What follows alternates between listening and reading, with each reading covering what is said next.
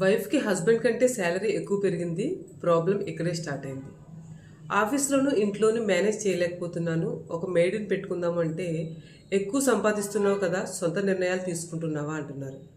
అలా అని కష్టపడి పనిచేస్తుంటే ఎందుకు అంత బిల్డప్ ఇస్తున్నావు అని మళ్ళీ వాళ్ళే తప్పుపడుతున్నారు.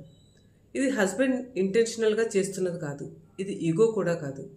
వాళ్ళలో ఎక్కడో చిన్న ఫియర్ ఉంటుంది.